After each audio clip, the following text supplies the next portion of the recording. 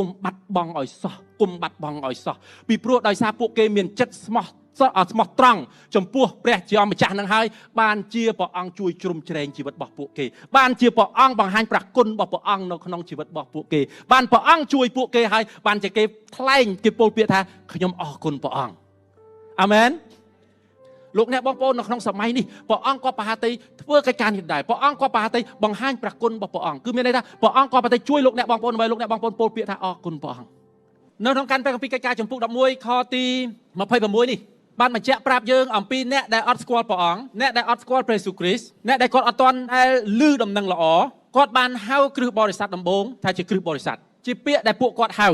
នៅក្នុងទីក្រុងអន្តិយោគសំណួរសួរថាចេះហេតុអីបានជាគេឃើញក្រុមហ្នឹងហើយគេហៅក្រុមហ្នឹងថាជាគ្រឹះបរិស័ទតើសិស្សរបស់ព្រះអង្គអ្នកដើរតាមព្រះអង្គនៅសម័យនោះគាត់រស់នៅដោយរបៀបម៉េចតើអ្នកដែលគេអត់ទាន់ស្គាល់ព្រះអង្គនៅឡើយនោះគេឃើញអ្វីខ្លះនៅក្នុងជីវិតរបស់គាត់ដែលធ្វើឲ្យគេហៅពួកគាត់ថាជាគ្រឹះបរិស័ទអ្នកនៅសម័យនោះគេឃើញក្រុមអ្នកដែលជឿលើព្រះអង្គដែលជាសិស្សរបស់ព្រះអង្គនៅសម័យនោះគេហៅថាគ្រឹះបរិស័ទជាលើកដំបូងនៅក្នុងការព្រះគម្ពីរកិច្ចការចំពុកទី11ខទី26កាលបានជួបហើយគាត់ក៏នាំលោកមកក្រុងអន្តិយោគកាលបានជួបនេះអ្នកដែលជួបនេះគឺជាអ្នកដែលទៅរអ្នកទៅរនេះគឺលោកបានបាសទៅរគាត់នឹងជាអ្នកណាលោកប៉ូលបាទលោកប៉ូលគាត់នៅទីក្រុងអាស៊ូសរគាត់ឃើញហើយក៏នាំមកទីក្រុងអន្តិយោគលោកទាំងពីរនាក់បានរស់នៅជាមួយក្រុមជំនុំអស់រយៈពេល1ឆ្នាំហើយបង្រៀនបណ្ដាជនជាច្រើនផងនៅក្រុងអន្តិយោគនោះហើយដែលគេហៅពួកសិស្សនៅក្រុងអន្តិយោគនោះហើយដែលគេហៅពួកសិស្សជាលើកដំបូងជាលើកទី1ថាគ្រីស្ទបរិស័ទសូមឥឡូវខ្ញុំនឹងដូរបន្តិចលោកអ្នកបងប្អូនខ្ញុំនាំលោកអ្នកបងប្អូនមកចង់ចំពុកទី11ឥឡូវខ្ញុំនាំលោកអ្នកបងប្អូនថយក្រោយវិញមិនបានជាមានគ្រឹះបរិស័ទនៅទីក្រុងអន្តិយោគមិនបានជាមានមនុស្សដែលនាំដំណឹងល្អទៅដល់ទីក្រុងអន្តិយោគហេតុអីបានជាមានអ្នកជឿច្រើននៅទីក្រុងអន្តិយោគអ្នកណាអ្នកនាំដំណឹងល្អទៅហើយនៅទីនោះមានអីខ្លះបានកើតឡើងបានរហូតដល់អ្នកក្រុងអន្តិយោគក្រុងអន្តិយោគគឺជាក្រុងមួយរបស់ស្រុកសេរីដែ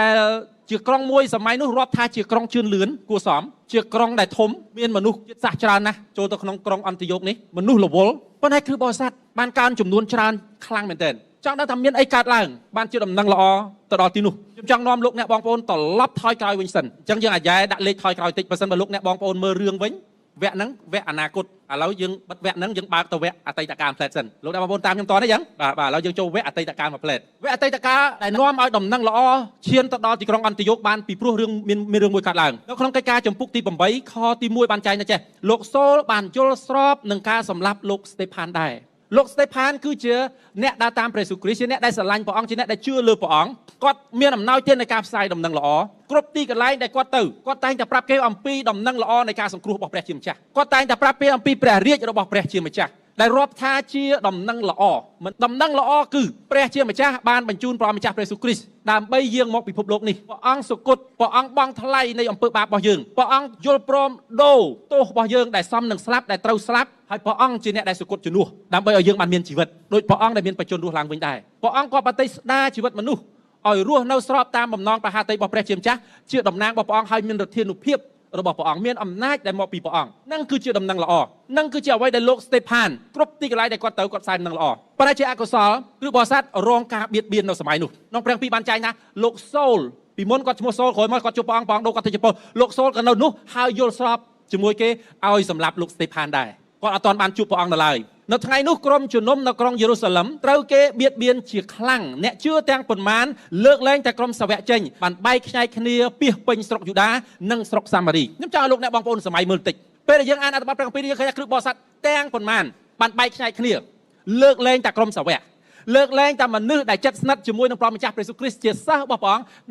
ដែលរួមដំណើរជីវិតជាមួយព្រះអង្គរយៈពេល3ឆ្នាំសល់ប្រមាណបែកខ្ញែកគ្នាទាំងអស់នៅព្រះគម្ពីរបានចែងថាអ្នកខ្លះបែកខ្ញែកគ្នាទៅស្រុកយូដាហើយនឹងសាមារីនិយាយមកដល់ខ្លីទីក្រុងយេរូសាឡឹមនៅនេះតបមកខ្លះបែកទៅណាស្រុកយូដាខ្លះទៀតបែកចូលមកខាងស្រុកសាមារីខ្ញុំចង់លោកអ្នកបងប្អូនសម័យមើលពិចារណាអំពីស្ថានភាពរបស់ពួកគេនៅពេលដែលព្រះគម្ពីរបានចែងក្នុងកិច្ចការចំពុកទី2នៅពេលដែលសិស្សរបស់ព្រះអង្គនិងអ្នកដែលដើរតាមព្រះអង្គ120នាក់បានជួបជុំគ្នាអធិដ្ឋានហើយរងចាំព្រះអង្គមុនពេលគេធ្វើឲ្យទាំងអស់គេរងចាំព្រះអង្គរហូតព្រះអង្គបំពេញគេសិនបានគេចេញទៅធ្វើ120នាក់បានទទួលព្រះវិញ្ញាណដ៏វិសុទ្ធព្រះអង្គបើកសម្ដែងព្រះអង្គធ្វើការអស្ចារ្យនៅក្នុងចំណោមរបស់ពួកគេមនុស្សក្នុងព្រះគម្ពីរបានចែង3000នាក់ចូលរួមក្រោយមកទៀតពួកគេជួបជុំគ្នានៅតាមផ្ទះការអស្ចារ្យកើតមានឡើងថែមទៀតដោយសារការរួមប្រកបគ្នានៅក្នុងចំណោមអ្នកជឿសារព្រះបន្ទូលព្រះអង្គសរសើរដំកើងព្រះអង្គអធិដ្ឋានតមហាកិច្ចនំប៉័ងជាមួយគ្នា นองព្រះពីបានចែកថាព្រះអង្គបន្ថែមអ្នកជឿថែមទៀតចូលមកក្នុងក្រុមរបស់ពួកគេក្រោយមកទៀតយើងឃើញមានអ្នកជឿថ្មីច្រើនទៀតដែលចាប់ផ្ដើមឡើងដោយតែប្រមាណ100នាក់ដំបូងក្រុងយេរូសាឡឹមคล้ายទៅជាកន្លែងមួយដែលមានអ្នកដែលជឿលើព្រះជាម្ចាស់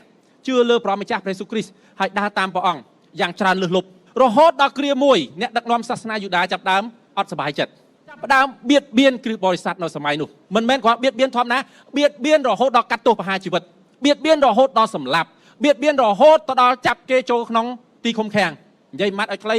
ដាក់គុកគ្រឹះបរិស័ទរងការបៀតបៀនយ៉ាងខ្លាំងក្នុងព្រះពីបានចែងថារងការបៀតបៀនយ៉ាងខ្លាំងរហូតដល់គេត្រូវបែកខ្ញែកគ្នាបើយើងឲ្យយំនៃការបៀតបៀននៅសម័យនោះហើយខ្ញុំជឿជាក់ថាក៏មិនខុសពីការបៀតបៀននៅសម័យណាទាំងអស់រួមទាំងសម័យនេះដែរការបៀតបៀនមកកាន់ក្រុមជំនុំគោលបំណងមានមួយគត់បិទទ្វារក្រុមជំនុំការបៀតបៀនគឺដើម្បីបញ្ឈប់អ្នកជឿ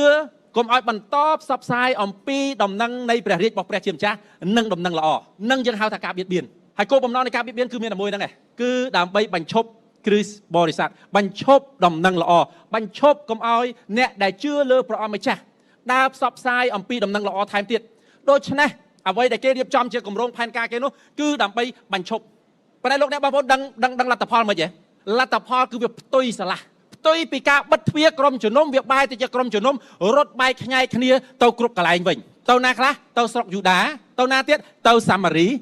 ទៅកន្លែងដែលព្រះអង្គបានប្រាប់គេឲ្យទៅពីដំបូងពេលដែលព្រះអង្គយើងទៅឋានរំសុកវិញព្រះអង្គបានមានព្រះបន្ទូលផ្ដាំផ្ញើទៅកាន់គេថាឲ្យចេញទៅប្រកាសសាសគ្រប់ទាំងសាសទាំងអស់អ្នករាល់គ្នាត្រូវធ្វើដំណើរចេញទៅស្រុកយូដាមិនមែនគ្រាន់នៅក្នុងក្រុងយេរូសាឡឹមមួយទេទៅស្រុកយូដានៅខាងឆ្វេងទៅស្រុកសាមារីនៅខាងស្ដាំកន្លែងដែលអ្នករាល់គ្នាចង់ទៅប្រហែលជាអាចចេះដែរលោកអ្នកបងប្អូននៅពេលដែលគ្រឹះបរិស័ទនៅក្នុងទីក្រុងយេរូសាឡឹមចាប់ដើមជួបជុំគ្នាខ្ញុំជឿជាក់ថាជាគ្រាមួយដែលល្អជាគ្រាមួយដែលសប្បាយជាគ្រាមួយដែលមានសេចក្តីសុខសាន្តជាគ្រាមួយដែលឃើញការអស្ចារ្យរបស់ព្រះជាម្ចាស់ជាច្រើនជាកន្លែងល្អជាកន្លែងដែលគេប្រកបការងារគេផងមុខរបរគេផងជាកន្លែងដែលគេថ្វាយបង្គំព្រះផងជាកន្លែងដែលគេបង្រៀនព្រះបន្ទូលព្រះផងប៉ុន្តែអរិយតាំងមិនចង់ឲ្យក្រុមជំនុំរបស់ព្រះជាម្ចាស់បន្តរីកចម្រើនឡើងដូច្នេះរកវិធីដើម្បីបិទទ្វារក្រុមជំនុំលោកអ្នកបងប្អូនដឹងទេថាគ្មាននរណាម្នាក់អាចបិទទ្វារក្រុមជំនុំព្រះអង្គបានពីព្រោះក្នុងព្រះគម្ពីរបានចែងថាចេះព្រះអង្គនឹងសង់ក្រុមជំនុំរបស់ព្រះអង្គហើយទ្វារនៃស្ថានមច្ចុរាជគ្មានសិទ្ធិប៉ះពាល់ដល់ក្រុមជំនុំរបស់ព្រះអង្គនៅពេលដែលគ្រឹះបរិស័ទរងការបៀតបៀននៅសម័យនោះអ្នកដឹកនាំសាសនាយូដាគិតថានឹងអាចបញ្ឈប់ក្រុមជំនុំបានតែផ្ទុយស្រឡះក្រុមជំនុំរបស់ព្រះជាម្ចាស់បែរជាពង្រីកមិនមែនគ្រាន់តែនៅក្នុងទីក្រុងយេរូសាឡឹមបាត់ឆ្ពោះទៅកាន់ស្រុកយូដាហើយនិងស្រុកសាមារីខ្ញុំសូមអានឲ្យលោកអ្នកបងប្អូនស្ដាប់នៅក្នុងខទី4ចំពុកទី8សភៅកិច្ចការពួកសិស្សដែលបែកខ្ញែកគ្នានោះអ្នកណាគេអ្នកដែលបែកខ្ញែកគ្នានោះពួកគាត់មានឈ្មោះអីខ្លះខ្ញុំអត់ដឹងហើយលោកអ្នកបងប្អូនក៏អត់ដឹងដែរក្រៅតែពីក្រុមសាវកពួកគាត់បែកខ្ញែកគ្នាខ្ញុំអត់ដឹងថាគាត់ឈ្មោះអីលោកអ្នកបងប្អូនក៏អត់ដឹងថាឈ្មោះអីប៉ុន្តែនឹងមិនមែនជាអ្វីដែលសំខាន់នឹងមិនមែនជាចំណុចដែលសំខាន់ចំណុចដែលសំខាន់គឺព្រះអង្គម្ចាស់គាត់ប្រហាតីឲ្យលោកអ្នកបងប្អូនហើយនៅខ្ញុំនៅក្នុងសម័យនេះបានឃើញស្នូលអ្វីមួយយ៉ាងដ៏សំខាន់ដែលមាននៅក្នុងជីវិតរបស់ពួកគាត់គ្រប់គ្នាពួកគាត់គ្រប់គ្នាមានអ្វីមួយដែលសំខាន់ហើយខ្ញុំជឿជាក់ថាអ្វីដែលសំខាន់នេះលោកអ្នកបងប្អូនហើយនៅខ្ញុំដាច់ខាតត្រូវតែមានដូចគ្នាអរិយសាតាំងជាយើងបិទទ្វារក្រុមជំនុំតាមរយៈអ្នកដឹកនាំសាសនាយូដាអ្នកដឹកនាំសាសនាយូដាគឺថាបៀតបៀនក្រុមជំនុំអាចបិទទ្វារក្រុមជំនុំប៉ុន្តែភ្លេចនឹកឃើញថាព្រះអង្គជាអ្នកដែលសង់ក្រុមជំនុំរបស់ព្រះអង្គហើយគ្មានទ្វារនៃស្ថានមច្ចុរាជណាគ្មានសេចក្តីស្លាប់ណាគ្មានអំពើអ្វីដែលអាចធ្វើឲ្យក្រុមជំនុំអាចស្លាប់បានដោយសារពួកសិស្សរបស់ព្រះអង្គជាធ្វើកិច្ចការនេះពួកសិស្សដែលបែកខ្ញែកគ្នានោះបានធ្វើដំណើរពីកន្លែងមួយទៅកន្លែងមួយទាំងផ្សព្វផ្សាយដំណឹងល្អអំពីព្រះបន្ទូលគេគិតថាបែកគ្នាទៅវាលាយបែកគ្នាទៅវាបាត់អស់មានណាពេលដែលពួកគាត់ចេញពីមួយកន្លែងទៅមួយកន្លែងគាត់ធ្វើអីគេគាត់ផ្សាយដំណឹងល្អលើសដើមក្រុមជំនុំនៅទីក្រុងយេរូសាឡឹមបានមកដុំប៉ុន្តែឥឡូវបំបែកទៅស្រុកយូដាហើយបំបែកទៅកាន់ស្រុកសាមារីថែមទៀតពួកគាត់គ្រប់ទីកន្លែងដែលពួកគាត់ទៅគាត់ផ្សាយដំណឹងល្អអំពីព្រះបន្ទូលខ្ញុំចង់ឲ្យលោកអ្នកបងប្អូនយល់ចេះពួកគាត់អត់ចាំបាច់ជាមនុស្សដ៏ល្បីដើម្បីផ្សាយដំណឹងល្អពួកគាត់អត់ចាំបាច់ជាមនុស្សដែលមានកេរ្តិ៍ឈ្មោះខ្ពង់ខ្ពស់ដើម្បីផ្សាយដំណឹងល្អពួកគាត់គឺជាមនុស្សសាមញ្ញដូចលោកអ្នកបងប្អូនហើយនឹងខ្ញុំពួកគាត់គឺជាមនុស្សដែលប្រកបរបរនៅក្នុងសង្គមរបស់ពួកគាត់មានការងារមុខរបរឋានៈផ្សេងដូចលោកអ្នកបងប្អូនហើយនឹងខ្ញុំដែរជាមនុស្សដែលសាមញ្ញប៉ុន្តែគ្រប់ទីកន្លែងដែលគាត់ទៅគាត់ផ្សាយដំណឹងល្អគ្រប់ទីកន្លែងដែលគាត់ទៅគាត់នាំព្រះបន្ទូលរបស់ព្រះជាម្ចាស់ទៅជាមួយគាត់មិនមែនគ្រាន់តែគាត់ប្រកាសព្រះបន្ទូលមិនមែនគាត់គ្រាន់តែប្រាប់ព្រះបន្ទូលតែជីវិតរស់នៅរបស់គាត់ផ្ទាល់ត្រូវបានគេមើលឃើញថាជាអ្នកដែលដើរតាមព្រះអង្គជាអ្នកដែលដើរតាមព្រះគ្រីស្ទអញ្ចឹងបានជាគេដាក់ឈ្មោះក្រុមនឹងថាគ្រីស្ទបរិស័ទជាក្រុមមនុស្សដែលដើរតាមព្រះគ្រីស្ទជាពួករបស់ព្រះគ្រីស្ទតើលោកអ្នកបងប្អូនហើយនឹងខ្ញុំ អាចយល់ស្របមួយព្រះអង្គបានអត់ថាបើព្រះអង្គប្រើយើងឲ្យផ្សាយនឹងល្អចុងក្រោយគេអត់ស្គាល់ឈ្មោះយើងទេគេគ្រាន់ស្គាល់ថាក្រុមគ្រឹះបរិស័ទមួយក្រុមនឹងផ្សាយនឹងល្អហើយគេអត់បានដាក់ឈ្មោះយើងនៅក្នុងហ្នឹងទេហើយគេអត់បានឮពីឈ្មោះរបស់យើងថាយើងបានចូលរួមចំណែកអីខ្លះជួយអីខ្លះធ្វើកិច្ចការអីខ្លះដើម្បីចូលរួមចំណែកក្នុងការនាំដំណឹងល្អតើប្រសិនបើព្រះអង្គប្រើលោកអ្នកបងប្អូនធ្វើចឹងលោកអ្នកបងប្អូនសុខចិត្តធ្វើដែរឬក៏អត់គ្រីស្ទបរិស័ទនៅសម័យនោះពួកគាត់ធ្វើពួកគាត់រួមចំណែកជាមួយគ្នាពួកគាត់ធ្វើការរួមគ្នាដើម្បីនាំដំណឹងល្អទៅមុខថែមទៀតនៅក្នុងកិច្ចការចំពុក11ខ19នៅពេលដែលក្រុមជំនុំនៅក្រុងយេរូសាឡិមជាក្រុមជំនុំដែលត្រូវបានរងការបៀតបៀនយ៉ាងខ្លាំងមែនបៀតបៀនធម្មតាបៀតបៀនយ៉ាងខ្លាំងហើយសមាជិកបែករត់ទៅស្រុកយូដាផងរត់ទៅស្រុកសាមារីផងក្រុមជំនុំនេះបានឮថាមានក្រុមអ្នកជឿនៅក្រុងអន្តិយ៉ូកអញ្ចឹងគេចាប់ផ្ដើមបញ្ជូនលោកបានណាបាសឲ្យទៅមើលគឺបរិស័ទដែលជឿព្រះអង្គនៅទីក្រុងអន្តិយ៉ូកនោះមានលក្ខណៈម៉េចអញ្ចឹងបានលោកបានណាបាសគាត់ធ្វើដំណើរនៅក្នុងចំពុក11បានគាត់ត្រូវបានបញ្ជូនចេញពីក្រុមជំនុំនៅទីក្រុងយេរូសាឡិមធ្វើដំណើរទៅទីក្រុងអន្តិយ៉ូកប៉ុន្តែមុនពេលអន្តិយ៉ូកឆ្លៀតទៅតាស៊ូសិនដើម្បីទៅរកម្នាក់ឈ្មោះសូលដែលឮថាគាត់ព្យាយាមមកពីដាម៉ាស់ឆ្លងកាត់សាមារីមកក្រុងយេរូសាឡិមដើម្បីចាប់គ្រឹះបរិស័ទដើម្បីបៀតបៀនគ្រឹះបរិស័ទប៉ុន្តែព្រះអង្គធ្វើការក្នុងជីវិតរបស់គាត់ក្រោយមកក្រុមជំនុំអត់ទទួលគាត់ក៏រើទៅនៅទីក្រុងតាស៊ូសមរយៈអញ្ចឹងបានជាលោកបានណាបាសគាត់ទៅក្រុងតាស៊ូសទៅរកលោកប៉ូលដើម្បីនាំលោកប៉ូលមកទីក្រុងអន្តិយ៉ូកជាមួយគ្នាស្របតាមការបញ្ជូនរបស់ទីក្រុងយេរូសាឡិមក្រុមជំនុំនៅទីក្រុងបញ្ជូនទីក្រុងយេរូសាឡិមបញ្ជូនគាត់ទៅក្រុមជំនុំនៅទីនោះឲ្យគាត់ទៅមើលតើមានអីកើតឡើងខ្ញុំចង់អានឲ្យលោកអ្នកបងប្អូនមើលបន្តិចក្រោយពីជនជាតិយូដាបានសម្លាប់លោកស្តេផានហើយគេបៀតបៀនអ្នកជឿធ្វើឲ្យអ្នកទាំងនោះខ្ចាត់ខ្ចាយអ្នកខ្លះទៅស្រុកភេនីសអ្នកខ្លះទៅដល់កោះគីប្រុសនិងអ្នកខ្លះទៀតទៅដល់ក្រុងអន្តិយ៉ូកអ្នកជឿទាំងនោះពុំបានប្រកាសព្រះបន្ទូលប្រាប់នរណាផ្សេងទៀតក្រៅពីសាសយូដានោះឡើយគេនាំដំណឹងល្អចេញពីមួយកន្លែងទៅមួយកន្លែងទីក្រុងយេរូសាឡិមរត់មកតាស៊ូសចេញពីតាស៊ូសមកទីក្រុងអន្តិយ៉ូកអញ្ចឹងមានគឺបរិស័ទចាប់ដើមផ្សាយដំណឹងល្អដល់ស្រុកយូដាសាមារីភេនីសគីប្រុសហើយនិងអន្តិយ៉ូកដោយសារការបៀតបៀនម្ដងឆ្លងចេញពីយេរូសាឡិមទៅយូដាហើយសាមារីទីក្រុងដែលជិតបៀតបៀនម្ដងទៀតឡើងទៅដល់ភេនីសហើយទៅដល់គីប្រុសហើយទៅដល់អន្តិយ៉ូកបៀតបៀនកាន់តែខ្លាំងដំណឹងល្អកាន់តែរីកខ្ញុំចង់ឲ្យលោកអ្នកបងប្អូនឃើញកន្លែងនេះមួយប៉ុន្តែស្អីគេដែលគ្រឹះបរិស័ទគេរងការបៀតបៀនប៉ុណ្ណឹងហើយលោកអ្នកបងប្អូនត្រូវយល់ទៅចេះនៅពេលដែលគ្រឹះបរិស័ទរងការបៀតបៀនគាត់មិនមែនគ្រាន់តែរងការបៀតបៀននឹងមួយទេនៅពេលដែលគ្រឹះបរិស័ទរងការបៀតបៀនគាត់ឆ្លងកាត់គ្រប់បែបយ៉ាងទាំងអស់ខ្ញុំចង់ឲ្យលោកអ្នកបងប្អូនសម័យមើលបើគាត់រងការបៀតបៀនប្រឈមជាមួយនឹងគុកច្បាប់ប្រឈមជាមួយនឹងការស្លាប់គាត់ត្រូវរើផ្ទះមានន័យថាម៉េចគាត់ត្រូវបាត់បង់ការងារគាត់ត្រូវបាត់បង់មុខរបរគាត់ត្រូវនាំប្រពន្ធកូនរបស់គាត់រើចេញពីកន្លែងមួយដែលទៅទីក្រុងមួយផ្សេងទៀតហើយទៅដល់ហ្នឹងចាំអង្គុយគិតថាត្រូវធ្វើអីបន្ទាប់ទៅរកកន្លែងសុកមួយផ្លែតសិនហើយចាំគិតថាធ្វើអីមុខរបរអីរកការងារអីទៅអីហូបម្ដងទៀតលោកអ្នកបងប្អូនយល់កន្លែងហ្នឹងឯងពិបាកមិនមែនមានន័យថារត់បៀតបៀនឆ្លងកាត់ពីមួយចេញទៅកន្លែងមួយហើយអត់មានអីកាត់ឡើងមែនទេគ្រប់បែបយ៉ាងទាំងអស់ដែលគាត់ឆ្លងកាត់រងការបៀតបៀនមួយឆ្លងកាត់ទុក្ខលំបាកជាច្រើនទៀតនៅក្នុងជីវិតរបស់គាត់ផ្ទាល់ទាំងរូបកាយនឿយហត់ទាំងអារម្មណ៍ប៉ះទង្គិចទៅដល់ផ្លូវចិត្តរើក្រុមគ្រួសារធ្វើដំណើរពីមួយកន្លែងទៅមួយកន្លែងមិនដឹងថាកន្លែងហ្នឹងប្រកាសជាប៉ុណ្ណាឬដល់កន្លែងហ្នឹងហើយត្រូវរើមកតង់ទៀតឬយ៉ាងណ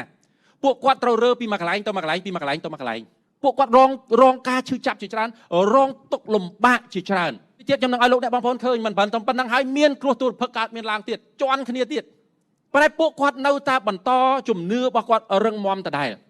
ក្រុមជំនុំនៅតែបន្តទៅមុខដដែលទោះបីជាការបៀតបៀនគឺដើម្បីបិទទ្វារក្រុមជំនុំផ្ទុយទៅវិញក្រុមជំនុំបែរទៅជាពហុគុណទៅច្រើនកន្លែងមែនទែននៅក្នុងខទី20ប៉ុន្តែអ្នកជឿខ្លះពីកោះគីប្រុសនិងពីស្រុកគីរ៉េនមកដល់ក្រុងអន្តិយ៉ូកហើយផ្សព្វផ្សាយដំណឹងល្អស្ដីអំពីព្រះអង្គម្ចាស់យេស៊ូវប្រាប់ពួកអ្នកដែលនិយាយភាសាក្រិចគាត់ផ្សាយដំណឹងល្អទៅកាន់ជនជាតិយូដាដូចគ្នាតែជាជនជាតិយូដាដែលរស់នៅស្រុកផ្សេងមិនមែនជនជាតិយូដាដែលរស់នៅក្រុងយេរូសាឡិមជាជនជាតិយូដាដែលរស់នៅស្រុកផ្សេងគាត់ជនជាតិយូដាមែនតែគាត់និយាយភាសាក្រិចដូចយើងមានជនជាតិខ្មែរមែនប៉ុន្តែគាត់រស់នៅកូរ៉េគាត់និយាយភាសាកូរ៉េគាត់ខ្មែរមែនតែខ្មែរកូរ៉េភាសារបស់គាត់ដែលគាត់ស្ដាប់គាត់យល់គឺកូរ៉េជនជាតិខ្មែរមែនបើគាត់រស់នៅថៃគាត់ចម្រើនឡើងគាត់ពេញវ័យនៅថៃគាត់កើតនៅថៃគាត់និយាយថៃបើគាត់នៅបារាំងគាត់និយាយបារាំងបើគាត់នៅអាមេរិកគាត់និយាយអង់គ្លេសបើគាត់នៅចិនគាត់និយាយចិនគាត់នៅតាណាគាត់និយាយតាហ្នឹងអ្វីដែលពួកគាត់ធ្វើគឺគាត់នាំដំណឹងល្អទៅកាន់មនុស្សទោះបីជាគេនិយាយភាសាមិនដូចគាត់ក៏ដោយវប្បធម៌គេហាក់ដូចជាផ្សេងតិចក៏ដោយប៉ុន្តែដំណឹងល្អចាប់ដើមឆ្លងកាត់ពីទីក្រុងយេរូសាឡិមឆ្លងកាត់ពីវប្បធម៌មួយចូលដល់ស្រុកយូដាទៅដល់ស្រុកសាមារីទៅដល់ក្រុងអន្តិយ៉ូកទៅដល់កោះគីប្រុសជាកន្លែងដែលទោះបីជាគេនិយាយភាសាផ្សេង ដំណឹងល្អបានយកឈ្នះគ្រឹះបរិស័ទនៅសម័យនោះបានស៊ូទ្រាំទោះបីត្រូវឆ្លងកាត់ភាពខុសប្លែកគ្នានៃការដែលយើងត្រូវយើងហៅថារៀបចំខ្លួនយើងសម្របខ្លួនយើងឲ្យយល់ពីវប្បធម៌របស់ពួកគេផ្សេងៗគ្រឹះបរិស័ទនៅសម័យនោះបានឆ្លងកាត់ទាំងអស់ដោយសារការបៀតបៀនប៉ុន្តែខ្ញុំចង់ឲ្យលោកអ្នកបងប្អូនឃើញចេះបើឆ្លងកាត់ការបៀតបៀនយ៉ាងហ្នឹងហើយហេតុអីបានជាក្រុមជំនុំនៅតែមិនបិទទ្វារបែរទៅជាពហុគុណនៅក្នុងកិច្ចការជំពូកទី11ខទី21បានចែងទៅចេះព្រះអង្គម្ចាស់បានជួយជ្រោមជ្រែងគេរងការបៀតបៀនមែនតែអ្នកណាគេអ្នកជួយជ្រោមជ្រែងគេបាទព្រះអង្គម្ចាស់បានជួយជ្រោមជ្រែងគេពី3សប្តាហ៍មុនខ្ញុំបានទៅចូលរួមមហាសន្និបាតមួយដែលមានមនុស្ស 5200 ជាងអ្នកមកពីស្ទើរគ្រប់កន្លែងទាំងអស់នៅលើផែនដីជាគ្រឹះបរិស័ទដែលជួបជុំគ្នាមានគ្រាមួយបង្ហាញពីផែនទីជុំវិញពិភពលោកប្រទេសណាខ្លះតំបន់ណាខ្លះដែលរងការបៀតបៀនដែលយើងអាចមានសិទ្ធិជឿលើព្រះអង្គឬក៏យើងមានសិទ្ធិជឿលើព្រះអង្គហើយប៉ុន្តែมันអាចផ្សាយដំណឹងល្អទៅកាន់អ្នកទី2បានជាដាច់ខាតគួរឲ្យចាប់អារម្មណ៍យើងមើលច្រើនប្រទេសពីមួយប្រទេសទៅមួយប្រទេសពណ៌ប្រផេះតំណាងឲ្យអត់មានការបៀតបៀនសេរីភាពពេញទីដូរមករយៈក្រោយមកដូរទៅជាពណ៌លឿងមានន័យថារងការបៀតបៀនខ្លះក្រោយមកទៀតដូរទៅជាក្រហមមានន័យថាប្រទេសនឹងគឺអាចផ្សាយដំណឹងល្អបានហ្មងបើសិនជាយើងហ៊ានផ្សាយដំណឹងល្អយើងប្រឈមជាមួយនឹងគុកសម្បាក់ឬក៏ស្លាប់ដូចជាមួយបងប្អូនដែលរួមជំនឿនៅក្នុងទីក្រុងយេរូសាឡឹមនៅក្នុងសម័យនោះដែរមានបងប្អូនជាច្រើនផ្សេងទៀតនៅជុំវិញពិភពលោកដែលរងការបៀតបៀនលោកអ្នកបងប្អូនដឹងទេប្រទេសដែលរងការបៀតបៀនកាន់តែខ្លាំងជាប្រទេសដែលមានគ្រឹះបរិស័ទរីកចម្រើនឡើងកាន់តែខ្លាំងហេតុអីពួកគាត់ធ្វើដំណើរពីមួយកន្លែងទៅមួយកន្លែងគាត់ផ្សាយដំណឹងល្អ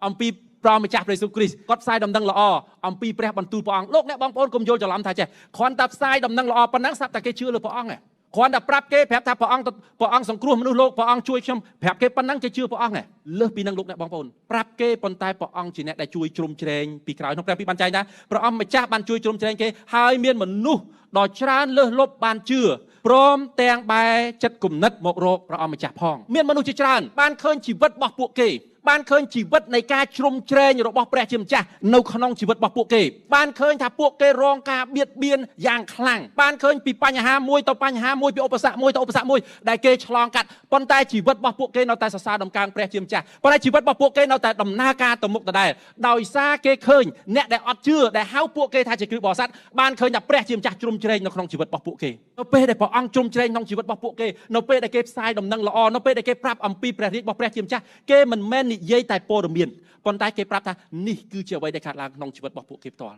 ់ជីវិតអ្នកដែលដើរតាមព្រះយេស៊ូវគ្រីស្ទដែលរងការបៀតបៀនយ៉ាងខ្លាំងនៅសម័យនោះជីវិតរបស់ពួកគាត់គឺជាបន្ទាល់នៃព្រះគ្រីស្ទដែលថាព្រះអង្គជាព្រះដែលបានជួយជ្រោមជ្រែងគេមកដល់សប្តាហ៍នេះហើយអ្នកដទៃផ្សេងទៀតមើលឃើញច្បាស់នឹងភ្នែកថាបើអត់មានព្រះអ្នកនឹងគាត់មានបញ្ហាហើយបើអត់មានព្រះគាត់មិនអាចទប់មកដល់ថ្ងៃនឹងបានទេអញ្ចឹងហើយបានជានៅពេលដែលគេប្រាប់អ្នកដទៃផ្សេងទៀតពីដំណឹងល្អអ្នកដទៃផ្សេងទៀតបានទទួលជឿលើព្រះអង្គអញ្ចឹងហើយនៅពេលដែលគេចាប់ផ្ដើមប្រាប់អ្នកដទៃអំពីព្រះរាជរបស់ព្រះជាម្ចាស់ព្រះអង្គជួយឲ្យអ្នកថ្មីទាំងអស់នោះបានយល់ហើយអ្នកថ្មីទាំងអស់នោះបានបែរមករកព្រះជាម្ចាស់អ្នកដែលអត់ជឿពីមុនបានបែរមករកព្រះជាម្ចាស់លោកអ្នកបងប្អូនខ្ញុំជឿថាព្រះអង្គគាត់ប្រហាតីធ្វើកិច្ចការនេះដដែលនៅក្នុងជីវិតលោកអ្នកបងប្អូនទាំងអស់គ្នានៅក្នុងជីវិតខ្ញុំព្រះអង្គក៏ប្រហាតីជ្រោមជ្រែងជីវិតរបស់លោកអ្នកបងប្អូនទាំងអស់គ្នាដើម្បីឲ្យលោកអ្នកបងប្អូនទាំងអស់គ្នាបានផ្សាយដំណឹងល្អទៅយើងផ្សាយទៅទឹកមាត់យើងវាប្រៃមិនមែនយើងប្រឹងផ្សាយខ្លាំងពេករហូតដល់បែកពពុះមាត់គេមិនជឿហើយនៅបែកពុះមាត់ទៀតណាមិនមែនទេពេលដែលយើងប្រាប់គេអំពីព្រះម្ចាស់ព្រះយេស៊ូវគ្រីស្ទគេមើលឃើញជីវិតរបស់យើងផ្ទាល់ហើយគេដឹងថាអូព្រះជាម្ចាស់ជ្រោមជ្រែងអ្នកនឹងមែនខ្ញុំចង់ជឿព្រះម្ចាស់ជាព្រះរបស់អ្នកដែរអាមែនហើយព្រះអង្គធ្វើការជាមួយអ្នកដែលព្រះអង្គជ្រោមជ្រែងជីវិតគេព្រះអង្គធ្វើការតាមរយៈជីវិតដែលព្រះអង្គជ្រោមជ្រែងនោះព្រះអង្គនាំឲ្យជីវិតដែលជ្រោមជ្រែងនោះទៅដល់អ្នកដទៃផ្សេងទៀតឃើញធ្វើឲ្យអ្នកដទៃផ្សេងទៀតចង់មករកព្រះអង្គដែរលោកអ្នកបងប្អូនដឹងទេការបៀតបៀនគឺដើម្បីបិទទ្វារក្រុមជំនុំប៉ុន្តែផ្ទុយទៅវិញការបៀតបៀនគ្មានអំណាចដើម្បីបិទក្រុមជំនុំរបស់ព្រះអង្គទេការបៀតបៀនការគៀបសង្កត់ឧបសគ្គវិបត្តិបញ្ហាអត់មានផ្នែកណាមួយនៃអ្វីទាំងអស់ដែលខ្ញុំនិយាយមិញអាចបិទទ្វារក្រុមជំនុំបានអត់អាចឲ្យតែគ្រឹះបរិស័ទនៅមានចិត្តស្មោះសរចំពោះព្រះអង្គឲ្យតែអ្នកដែលតាមព្រះអង្គនៅមានចិត្តស្មោះសរចំពោះព្រះអង្គនឹងជួយជ្រោមជ្រែងគេព្រះអង្គនឹងធ្វើការនៅក្នុងជីវិតរបស់ពួកគេនឹងបន្តរីកចម្រើនឡើងជានិច្ចបៀតបៀនកាន់តែខ្លាំងពួកគេនឹងបែកគ្នាកាន់តែច្រើនគេសាយនឹងល្អកាន់តែខ្លាំងគេជួបឧបសគ្គកាន់តែច្រើនគេឃើញការបៀតបៀនគេឃើញអបិយទាំងអស់នោះដែលអាចសម្លាប់គេបានតែផ្ទុយទៅវិញមិនមែនអាចសម្លាប់គេឬមិនបញ្ឈប់គេបែរជាព្រះជួយជាម្ចាស់ជួយពួកគេឲ្យបានចម្រើនឡើងខ្លាំងជាងមុនទៅវិញប៉ុន្តែខ្ញុំសូមប្រាប់មួយមានអ្វីមួយយ៉ាងដែលអាចសម្លាប់ក្រុមជំនុំរបស់ព្រះអង្គបានមិនមែនអត់ទេមានគឺនៅពេលដែលគ្រីស្ទបរិស័ទនៅពេលដែលក្រុមមនុស្សដែលជឿលើព្រះអង្គ នៅពេលក្រុមមនុស្សដែលស្រឡាញ់ព្រះអង្គពីដំបូងហើយបដិញ្ញាចិត្តដើរតាមព្រះអង្គពីដំបូងក្រោយមកទៀតបាត់បង់សេចក្តីស្រឡាញ់នោ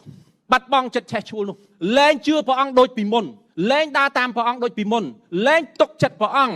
គដូចមុនលែងប្រាប់អ្នកដទៃផ្សេងទៀតពីដំណឹងល្អដូចមុនលែងអធិដ្ឋានពីព្រោះជីវិតរបស់ពួកគេប៉ុណ្ណឹងអូខេហើយប៉ុណ្ណឹងសមរម្យហើយសុកក៏សៅក៏ត្រូវមកវិហារត្រូវអានអធិដ្ឋានត្រូវប្រព្រឹត្តអំពើបាបដូចគេដូចឯងដែររស់នៅក្នុងជីវិតមួយដែលអូនក្តៅក៏មិនក្តៅត្រជាក់ក៏មិនត្រជាក់ជឿក៏មិនជឿអត់ជឿក៏អត់ជឿថាជឿក៏មិនជឿថាមិនជឿក៏ជឿអត់យល់លោកអ្នកបងប្អូនហើយខ្ញុំអត់យល់ខ្ញុំក៏អត់យល់ដែរក្នុងព្រះគម្ពីរបានចែងថាព្រះអង្គខ្ជាក់អ្នកចេញព្រះអង្គអត់ធ្វើការព្រះអង្គអត់ជ្រុំជ្រែងពេលដែលព្រះអង្គអត់ធ្វើការអត់ជ្រុំជ្រែង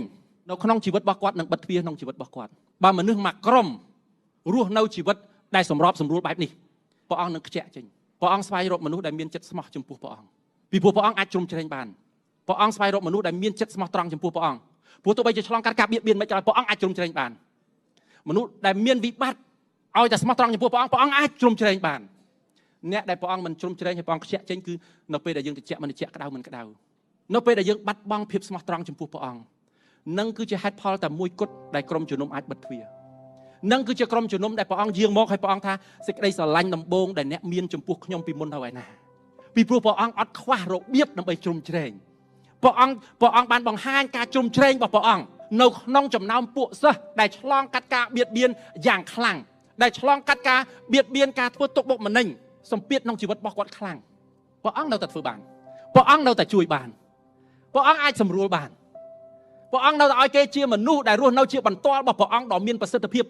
រហូតដល់ខ្សែជីវិតរបស់ពួកគេរួមរស់ជាមួយគ្នាអ្នកដទៃផ្សេងទៀតដែលអត់ស្គាល់ព្រះអង្គផងក៏លេចទៅដឹងថាក្រុមនឹងក្រុមអ្នកដែលជឿព្រះយេស៊ូវគ្រីស្ទក្រុមនឹងគឺជាក្រុមដែលមានព្រះរបស់ពួកគេជួយពួកគេហើយក្នុងព្រះគម្ពីរបានចែងថាព្រះអង្គប្រទានពរពួកគេព្រះអង្គនាំអ្នកថ្មីផ្សេងទៀតចូលក្នុងចំណោមពួកគេកិច្ចការចំពុក11ខ23បានចែងថាចេះពេលគាត់ទៅដល់ពេលដែលលោកប៉ូលពេលដែលលោកបានបាសទៅយកលោកប៉ូលពីតាស៊ូសមកអន្តិយ៉ូកស្របតាមការបញ្ជាឬការបញ្ជូនចេញពីក្រុមជំនុំនៅទីក្រុងសេរុយេរូសាឡឹមកន្លែងដែលរងការបៀតបៀនជាទីបំផុតនោះពេលដែលពួកគាត់ទៅដល់ហើយឃើញព្រះគុណរបស់ព្រះជាម្ចាស់ដូច្នេះគាត់ត្រេកអរសប្បាយយ៉ាងខ្លាំងលោកបានបាសគាត់ទៅដល់ជួបបងប្អូននៅទីក្រុងអន្តិយ៉ូកកន្លែងដែលមនុស្សរត់ភៀសខ្លួនប៉ុន្តែស្រាប់តែមកដល់ឃើញព្រះគុណរបស់ព្រះជាម្ចាស់យ៉ាងខ្លាំងធ្វើឲ្យគាត់សប្បាយលោកអ្នកបងប្អូននៅពេលដែលក្នុងគម្ពីរចែងថាព្រះគុណរបស់ព្រះជាម្ចាស់ព្រះគុណរបស់ព្រះជាម្ចាស់មានន័យថាព្រះអង្គធ្វើគុណចំពោះយើងពាក្យថាធ្វើគុណគឺមានន័យថាព្រះអង្គជួយលោកអ្នកបងប្អូនតើខ្ញុំនិយាយព្រះអង្គជួយយើងព្រះអង្គជួយពួកគេឆ្លងកាត់ឧបសគ្គនេះឆ្លងកាត់ឧបសគ្គនោះព្រះអង្គសម្ដែងការអស្ចារ្យនេះព្រះអង្គសម្ដែងការអស្ចារ្យនោះអញ្ចឹងបានយើងប្រើពាក្យមួយថាខ្ញុំអរគុណព្រះអង្គលោកបានបាសគាត់បានឃើញព្រះគុណរបស់ព្រះជាម្ចាស់ដែលព្រះអង្គធ្វើឲ្យគេអរគុណព្រះអង្គហើយដើម្បីឲ្យគេអរគុណព្រះអង្គនោះថាព្រះអង្គជួយគេព្រះអង្គនៅក្នុងចំណោមគេស្របតាមក្នុងព្រះគម្ពីរបានចែងថាព្រះអង្គជ្រុំជ្រែងពួកគេពេលដែលលោកប៉ូលក៏ទៅដល់មិនមែនជាក្រុមមនុស្សដែលគួរឲ្យអាណិតបែរទៅជាក្រុមមនុស្សដែលធ្វើឲ្យគាត់មានអំណរសប្បាយគេឆ្លងកាត់ទុក្ខលំបាកគេវេទនាមែនប៉ុន្តែគាត់បានឃើញព្រះគុណរបស់ព្រះជាម្ចាស់នៅក្នុងជីវិតរបស់ពួកគេយ៉ាងខ្លាំងលោកអ្នកបងប្អូននៅក្នុងសម័យនេះព្រះអង្គក៏ប្រហែលតែធ្វើកិច្ចការនេះដែរព្រះអង្គក៏ប្រហែលតែបង្ហាញព្រះគុណរបស់ព្រះអង្គគឺមានន័យថាព្រះអង្គក៏ប្រហែលតែជួយលោកអ្នកបងប្អូនដើម្បីលោកអ្នកបងប្អូនពោលពាក្យថាអរគុណព្រះអង្គអ្នកដទៃផ្សេងទៀតនឹងកលេចមកឃើញព្រះគុណរបស់ព្រះជាម្ចាស់នៅក្នុងជីវិតលោកអ្នកបងប្អូនពីព្រោះគេដឹងថាព្រះបានជួយគាត់ម្នាក់នឹងបើព្រះបានជួយគាត់កន្លែងហ្នឹងចប់បាត់ហើយម្នាក់នឹងគាត់មានឧបសគ្គប៉ុណ្ណេះហើយបើសិនជាអត់មានព្រះចប់បាត់ហើយអ្នកដទៃផ្សេងទៀតគេនឹងមើលឃើញកន្លែងហ្នឹងគេនឹងឃើញព្រះគុណរបស់ព្រះជាម្ចាស់នៅក្នុងជីវិតរបស់លោកអ្នកបងប្អូនហើយនឹងខ្ញុំហើយព្រះអង្គក៏ប្រហាតីធ្វើប៉ុន្តែលក្ខខណ្ឌគឺចេះគាត់ទូមានគេទាំងអស់គ្នាឲ្យបដិញ្ញាចិត្តនៅស្មោះត្រង់នឹងព្រះអង្គម្ចាស់ជានិច្ចនៅស្មោះត្រង់នឹងព្រះអង្គម្ចាស់ជានិច្ចនេះជាពាក្យទូមានរបស់គាត់ហើយនឹងគឺជាចំណុចដែលសំខាន់បំផុតពីព្រោះបើសិនជាមនុស្សដែលដើរតាមព្រះអង្គមនុស្សដែលស្រឡាញ់ព្រះអង្គមនុស្សដែលហៅខ្លួនឯងថាខ្ញុំជាសិស្សរបស់ព្រះគ្រីស្ទខ្ញុំជាគ្រីស្ទបរិស័ទបើបាត់បង់ភាពស្មោះត្រង់ចំពោះព្រះជាម្ចាស់ហើយគឺមានន័យថាចេះព្រះបន្ទូលនេះលែងមានន័យសម្រាប់ជីវិតរបស់គាត់ហើយព្រោះគាត់លែងស្មោះត្រង់នឹងព្រះបន្ទូលរបស់ព្រះហើយពេលដែលគាត់លែងស្មោះត្រង់ជាមួយនឹងព្រះបន្ទូលរបស់ព្រះជីវិតរបស់គាត់ចាប់ដើមសម្របសម្រួលហើយនៅពេលជីវិតគាត់ចាប់ដើមសម្របសម្រួលកន្លែងនឹងជាកន្លែងដែលគ្រោះថ្នាក់ជាទីបំផុតនៅពេលដែលជីវិតរបស់គាត់ចាប់ដើមសម្របសម្រួលជាកន្លែងដែលគាត់អត់អាចមើលឃើញព្រះគុណរបស់ព្រះជាម្ចាស់ពីព្រោះជាកន្លែងដែលគាត់និយាយថាខ្ញុំអត់ត្រូវការព្រះអង្គជួយខ្ញុំចង់ធ្វើអីក៏បានស្រេចតែចិត្តខ្ញុំនៅអ្វីដែលខ្ញុំយល់ឃើញនៅអ្វីខ្ញុំចង់បានខ្ញុំធ្វើ គេធ្វើចេះល្អហើយទាំងអស់គ្នាគេនៅខាងនេះគេថាល្អតែមកខាងនេះវិញក៏ថាល្អខ្ញុំអត់អីខ្ញុំខាងនេះក៏បានខ្ញុំខាងនោះក៏បានខាងពីរហ្នឹងល្អដូចគ្នាជីវិតរបស់គាត់សម្របសម្រួលជីវិតរបស់គាត់បាត់បង់ភាពស្មោះត្រង់ចំពោះព្រះអម្ចាស់លោកបានបាសថាគុំបាត់បង់ឲ្យសោះគុំបាត់បង់ឲ្យសោះពីព្រោះដោយសារពួកគេមានចិត្តស្មោះត្រង់ចំពោះព្រះជាអម្ចាស់នឹងហើយបានជាព្រះអង្គជួយជ្រោមជ្រែងជីវិតរបស់ពួកគេបានជាព្រះអង្គបង្ហាញព្រះគុណរបស់ព្រះអង្គនៅក្នុងជីវិតរបស់ពួកគេបានព្រះអង្គជួយពួកគេហើយបានជាគេថ្លែងគេពោលពាក្យថាខ្ញុំអរគុណព្រះអង្គអាមែនខ្ញុំអត់អាចសម័យមើលបានថាមានទីបន្ទាល់ប្រមាណនៅពេលដែលលោកប៉ូលគាត់ចាប់ផ្ដើមទៅជួបពួកគេហើយគេចាប់ផ្ដើមម្នាក់ចែកចាយទីបន្ទាល់ជីវិតរបស់ពួកគេប្រាប់ថាអូព្រះអង្គជួយខ្ញុំរៀបនេះព្រះអង្គជួយខ្ញុំរៀបនេះបានលោកប៉ូលគាត់ថាបានលោកបានបាសគាត់ថាអូខ្ញុំឃើញប្រគុណរបស់ព្រះក្នុងជីវិតរបស់ពួកគេលោកអ្នកបងប្អូនប្រមាណអ្នកបានចុះបេសកកម្មហើយចុះបេសកកម្មហើយចាប់ដើមលឺទីបន្ទាល់នៅតាមក្រុមជំនុំនៅតាមស្រុកតាមភូមិនានាលោកអ្នកបងប្អូនប្រមាណអ្នកបានលប់លឺបងប្អូនបានឃើញប្រគុណរបស់ព្រះជាម្ចាស់នៅក្នុងជីវិតរបស់ពួកគាត់នៅតាមស្រុកភូមិទាំងអស់នោះដោយលោកប៉ូលបានមើលឃើញអាមែនព្រះអង្គនៅកបាតីជ្រុំជ្រែងលោកអ្នកបងប្អូននៅក្នុងសម័យនេះដដែលខ្ញុំចង់ឲ្យលោកអ្នកបងប្អូនឃើញចំណុចមួយទៀតជំពូកទី11ខទី27ដល់ខទី30នៅគ្រានោះមានពួកព្យាការីចុះធ្វើដំណើរចុះពីទីក្រុងយេរូសាឡិមមកដល់ក្រុងអន្តិយ៉ូសក្នុងចំណោមព្យាការីទាំងនោះមានម្នាក់ឈ្មោះអកាប៊ូសដោយព្រះវិញ្ញាណបានបំភ្លឺគាត់ក្រោកឡើងប្រាប់ពួកអ្នកជឿឲ្យដឹងថាបន្តិចទៀតនឹងមានកើតទុរភិក្សនៅលើផែនដីទាំងមូលទុរភិក្សនោះក៏កើតមានមែនគឺនៅក្នុងរាជការព្រះចៅអធិរាជក្លូឌៀសសូមស្ដាប់ពួកសិស្សនាំគ្នាសម្រេចចិត្តផ្ញើជំនួយតាមសមត្ថភាពរៀងខ្លួនទៅជូនបងប្អូននៅស្រុកយូដាគេបានប្រមូលប្រាក់ហើយផ្ញើតាមលោកបាណាបាសនិងលោកសូលនេះគឺលោកប៉ូលប៉ុណ្ណាយកទៅជូនពួកព្រឹទ្ធាចារ្យគេឮថាមានវិបត្តិគេឮថាកើតគ្រោះទុរភិក្សគេក៏កើតបងប្អូនរួមជំនឿដទៃផ្សេងទៀតក៏កើតនៅស្រុកយូដានៅខាងនេះទីក្រុងយេរូសាឡិមនៅខាងនេះអន្តិយ៉ូសនៅខាងនេះផ្ញើលុយតាំងពីនេះមកតាមសមត្ថភាពរៀងខ្លួនដើម្បីឲ្យលោកប៉ូលនិងលោកបាណាបាសយកដង្វាយមកជួយបងប្អូនរួមជំនឿដទៃផ្សេងទៀតនៅស្រុកយូដានេះគឺជាលក្ខណៈដែលពួកសិស្សមានដោយសារលក្ខណៈទាំងអស់នឹងដោយសារភាពស្មោះត្រង់របស់ពួកគេចំពោះព្រះបន្ទូលរបស់ព្រះជាម្ចាស់ដោយសារកិច្ចការដែលព្រះជាម្ចាស់ធ្វើនៅក្នុងជីវិតរបស់ពួកគេដោយសារជីវិតដ៏សប្បុរសរបស់ពួកគេធ្វើឲ្យអ្នកដទៃផ្សេងទៀតឃើញថាក្រុមនេះជាក្រុមអ្នកដែលជឿលើព្រះយេស៊ូវក្រុមនេះជាក្រុមព្រះបរិស័ទគេជួយគ្នាទៅវិញទៅមកនៅពេលយើងឮបងប្អូនយើងដទៃផ្សេងទៀត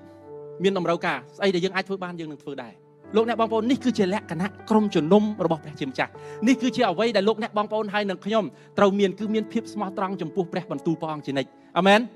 ទោះបីជាយើងរងការបៀតបៀនទោះបីយើងរងកាត់ឧបសគ្គផ្សេងមានវិបត្តិផ្សេងក៏ដោយឲ្យតែយើងរក្សាភាពស្មោះត្រង់ចំពោះព្រះបន្ទូលរបស់ព្រះជាម្ចាស់ស្មោះត្រង់ចំពោះព្រះអង្គនឹងជួយជ្រោមជ្រែងយើងជាពុំខានយើងនឹងឃើញកិច្ចការដែលព្រះអង្គជួយជ្រោមជ្រែងយើងនឹងសរសើរដំកើងយើងនឹងអរគុណព្រះអង្គជាពុំខានអ្នកដទៃផ្សេងទៀតនឹងឃើញប្រគុណរបស់ព្រះជាម្ចាស់ដែរបងប្អូនរបស់លោកអ្នកបងប្អូននឹងឃើញប្រគុណរបស់ព្រះជាម្ចាស់ក្នុងជីវិតលោកអ្នកបងប្អូនគ្រួសារប្តីប្រពន្ធកូនរបស់លោកអ្នកបងប្អូនចៅរបស់លោកអ្នកបងប្អូននឹងឃើញប្រគុណរបស់ព្រះជាម្ចាស់នៅក្នុងជីវិតលោកអ្នកបងប្អូនហើយនៅពេលដែលលោកអ្នកបងប្អូនចាប់ផ្ដើមផ្សាយដំណឹងល្អអំពីព្រះបន្ទូលនេះគេនឹងជឿព្រះអង្គក្រុមជំនុំនឹងរីកចម្រើនឡើងព្រះអង្គនឹងបន្ថែមចំនួនអ្នកថ្មីចូលក្នុងក្រុមជំនុំរបស់ព្រះអង្គថែមទៀតអាមែនហាឡេលូយ៉ាបិតានៃទូលបង្គំព្រះម្ចាស់ព្រះអង្គឲ្យព្រះអង្គបានតតឃើញដៃបងប្អូនរបស់កូនទាំងអស់គ្នាព្រះអង្គបានតតឃើញដួងចិត្តរបស់កូនទាំងអស់គ្នាព្រះម្ចាស់ដែលនៅទីនេះព្រះម្ចាស់ហើយតែត្រូវការជ្រោមជ្រែងដែលមកពីព្រះអង្គព្រះម្ចាស់បិតានៃទូលបង្គំសូមជួយកូនទាំងអស់គ្នាព្រះម្ចាស់ហើយឲ្យស្មោះត្រង់នឹងព្រះបន្ទូលរបស់ព្រះអង្គឲ្យស្មោះត្រង់នឹងព្រះអង្គជានិច្ចព្រះម្ចាស់ហើយត្បិតព្រះអង្គអាចជួយជ្រោមជ្រែងកូនទាំងអស់គ្នានៅក្នុងគ្រប់កាលៈទេសៈព្រះម្ចាស់ហើយនៃការបៀតបៀនក្នុងគ្រប់កាលៈទេសៈព្រះម្ចាស់ហើយនៃទុក្ខលំបាកនៃទុក្ខវេទនានៃទុរភិក្សណាមួយក៏ដោយព្រះម្ចាស់ហើយនៃវិបត្តិណាមួយក៏ដោយព្រះម្ចាស់ឲ្យតែកូនរាល់គ្នារក្សាដួងចិត្តស្មោះត្រង់ចំពោះព្រះអង្គព្រះម្ចាស់ហើយព្រះអង្គនឹងជួយកូនរាល់គ្នាជាពុំខានព្រះម្ចាស់ហើយសូមជួយកូនរាល់គ្នាឲ្យឃើញថានេះគឺជាការជ្រោមជ្រែងដែលមកពីព្រះអង្គហើយនេះគឺជាព្រះគុណដែលព្រះអង្គបានផ្ដល់ដល់កូនរាល់គ្នាជួយកូនរាល់គ្នាដើម្បីឲ្យរស់នៅព្រះម្ចាស់ហើយជាអ្នកដែលជាបន្ទាល់របស់ព្រះអង្គព្រះម្ចាស់ជាសាក្សីថាព្រះបន្ទូលព្រះអង្គជាព្រះបន្ទូលដ៏ពិតព្រះម្ចាស់ហើយនៅពេលដែលកូនរាល់គ្នាផ្សព្វផ្សាយដំណឹងល្អអំពីព្រះបន្ទូលនេះទៅកាន់សាច់ញាតិទៅកាន់មិត្តភ័ក្តិបងប្អូនព្រះម្ចាស់ហើយនោះពួកគាត់នឹងឃើញថាព្រះអង្គពិតជាបានជ្រោមជ្រែងកូនទាំងអស់គ្នាមែនព្រះអង្គពិតជាបានជួយដល់កូនទាំងអស់គ្នាមែនព្រះអង្គពិតជាបានបង្ហាញព្រះគុណរបស់ព្រះអង្គដល់កូនទាំងអស់គ្នាបានមែនព្រះម្ចាស់ហើយជាហេតុដែលនាំឲ្យចិត្តគាត់នឹងបែរមករកព្រះម្ចាស់ដោយកូនទាំងអស់គ្នាដែរព្រះម្ចាស់ហើយកូនសូមអរគុណទ្រង់ព្រះម្ចាស់សប្តាហ៍ខាងមុខនេះព្រះម្ចាស់ហើយ សូមបងបានប្រទានពរដល់បងប្អូនបងប្អូនទាំងអស់គ្នាទាំងនៅទីនេះទាំងទស្សនាអនឡាញក្តីព្រះម្ចាស់ហើយឲ្យកូនទាំងអស់គ្នាព្រះម្ចាស់ហើយបន្តរស់នៅដោយពឹងអាងលើព្រះអង្គជានិច្ចព្រះម្ចាស់ក្នុងគ្រប់កាលៈទេសៈនិងក្នុងគ្រប់ស្ថានភាពគុណអធិដ្ឋានដោយក្នុងព្រះនាមដ៏គង់គួរបំផុតគឺព្រះនាមព្រះម្ចាស់ព្រះយេស៊ូវគ្រីស្ទអាមែន